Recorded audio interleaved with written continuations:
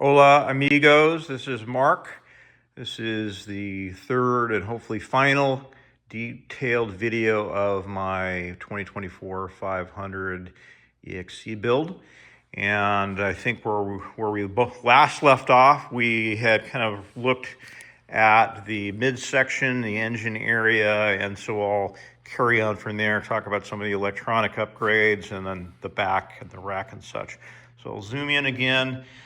I guess starting with the air cleaner, I was reluctant to take the reeds out. I wasn't sure that that was really a problem.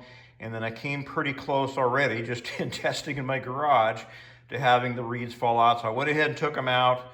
Do not have reeds. As you can see, there's the wireless zip tied in along with the wireless code for the Athena ECU.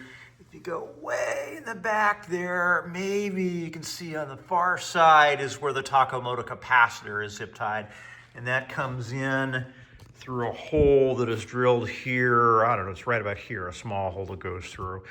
So this is kind of the electronics bay. This includes the Athena ECU, the power takeoff for the Takamoto accessory system. That then goes to this relay. This relay cleanly kind of snaps into place where some of the original plugs used to go for the original taillight system. I've got the Takamoto tidy tail on there, so I was able to kind of snap into that. The Wagos that Taco uses are right here. So this wraps around here, and then everything takes off from this point. Right now, I only have a single wire that kind of goes all the way up to the front. And as I said in one of the other videos, it's currently unused. I'll probably use it for some additional nav equipment or for heated grips, but right now that's unused. So the only place where I have unswitched or un-engine running power is this SAE right here. So this will be for trickle charging. And then what I do on camping trips is I'll plug a USB converter into this 12-volt power, run the USB underneath the seat, and come up in through the rack here. And that allows me to take like a cell phone battery, charge it up during the day, and then at night in camp, use the battery for charging all of the various communication devices so that there is no power leaching off the bike at all at night. So no surprises in the morning when you go punch the button and the thing's dead because it's been sucking battery power all night unnecessarily. Okay, so this is the True North Moto rack.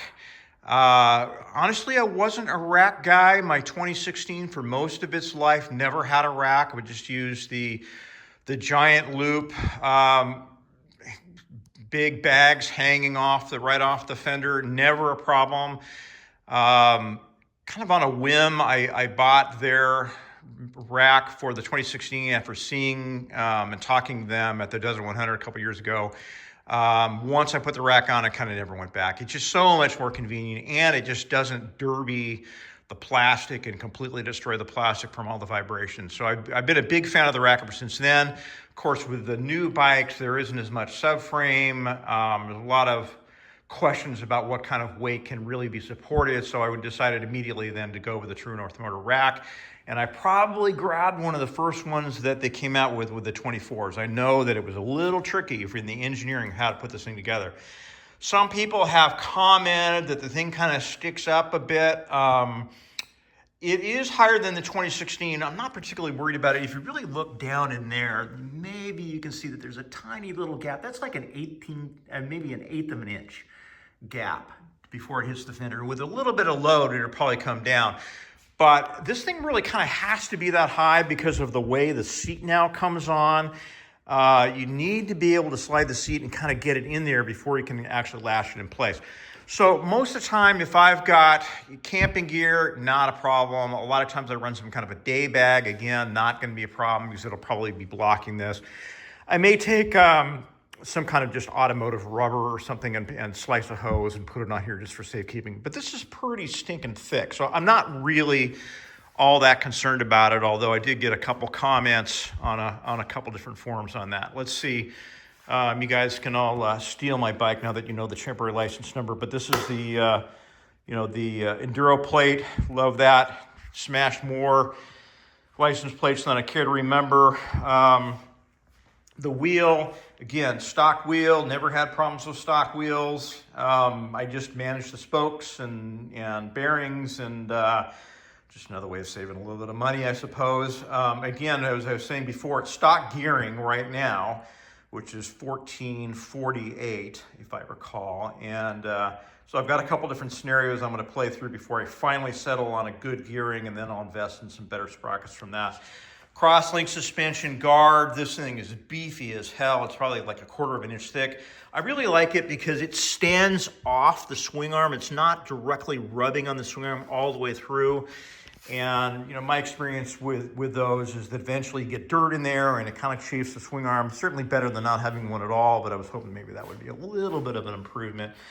So along with the Athena Get system, I have kind of gone just what Takamoto recommends. So I have the Pro Moto Billet Fastway end cap, and then the kind of, I don't know what this is called, the silencer piece, and makes it slightly quieter and points the exhaust down. So I have that on there, and maybe that is it that I have on the bike. I guess just to point out, the wheel, same as the other one, is a Moto Z Tractionator. This is the IT, I believe, that I put on the back. Again, 4 mil tube, mousse lube on the outside, slime on the inside, and balanced, at least until the wheel gets derpy a little bit.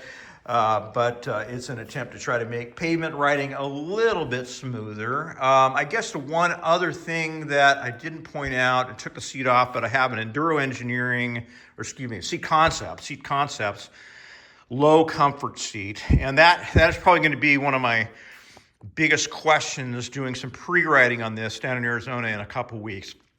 Is the height on this bike manageable? The 2016s, I believe, were almost an inch higher than the 24s. I finally gave in and had mine lowered an inch. And so that, for me, having a 30-inch inseam made it a heck of a lot more manageable in the tough stuff. This bike, if I recall, these bikes are, like I say, I think they're almost an inch lower stock. And so I'm hoping that with the 5/8 inch drop that the low seat provides, that's going to be enough, and I won't have to do any lowering of the bike. And that's kind of the reason I'm holding off on the kickstand. I want to make a determination as to whether I need to lower the bike before I go and invest in the kickstand, because it will have to be adjusted depending on what the ride height is. So anyway, I think that is it. I have a 2016 that's down in Arizona right now. This will go and join that bike here in a couple weeks, and we're going to ride our way through Arizona and southern Nevada and some stuff out in the California desert, and make our way back up to Washington State over a couple week period. So this bike will get an extensive workout here very soon.